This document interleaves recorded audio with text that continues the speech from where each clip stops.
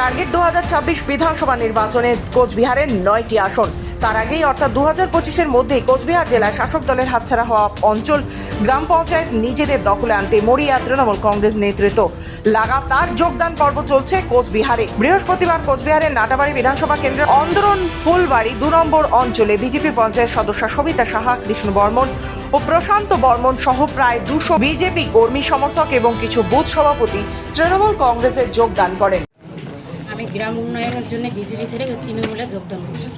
গ্রাম উন্নয়ন বলতে এতদিন কি গ্রাম উন্নয়ন হচ্ছিল না? আমাদের গ্রামে কোনো উন্নয়ন হয়নি। মানে কি কারণে হচ্ছিল না?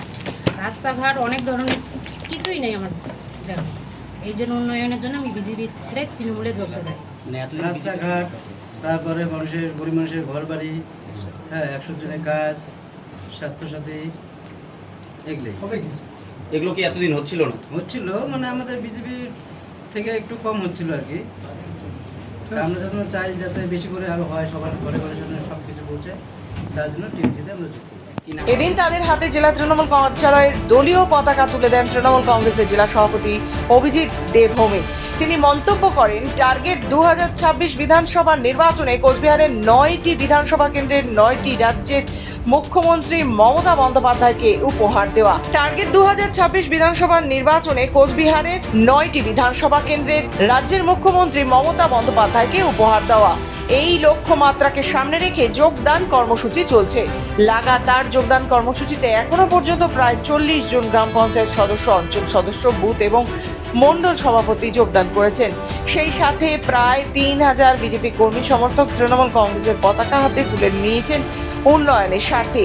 আগামী দিনে আরও যোগদান কর্মসূচি হবে। ইতিমধ্যেই বিজেপির শীর্ষ নেতৃত্বস্থানীয় বেশ কিছু নেতৃত্ব তৃণমূল কংগ্রেসের সাথে যোগদান করেছে। সেই বিষয়টি নিয়ে রাজ্যের নেতৃত্বদের সাথে আলোচনা করা হচ্ছে। আজকে আমাদের তুফানগঞ্জ 1 নং ব্লকের নাটাবাড়ি বিধানসভা কেন্দ্রের অন্দরন ফুলবাড়ি 2 এই অঞ্চলে 12টি গ্রাম পঞ্চায়েত সদস্যের মধ্যে গত পঞ্চায়েত নির্বাচনে আমরা 3 জন পঞ্চায়েত সদস্য জিতেছিলাম।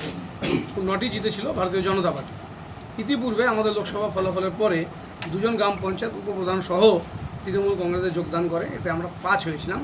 আজকে আরও 3 জন পঞ্চায়েত সদস্য বিজেপি থেকে তৃণমূলে আসেন, তাতে আমাদের সংখ্যা হয়ে গেল 12তে 8। এতে আমরা অন্দরন ফুলবাড়ি অঞ্চল আমরা সংখ্যাগরিষ্ঠতা নিয়ে আমরা গ্রাম পঞ্চায়েত দখল নিচ্ছি। আজকে সেখানে বিজয় মিছিল করবে আমাদের সংগঠনের তরফ থেকে। একসময় নিষেধের গড় হিসেবে পরিচিত কোচবিহার ক্রমে তৃণমূলের দখলে। কোচবিহার থেকে নিজস্ব প্রতিনিধি রিপোর্ট, খবর বাংলা।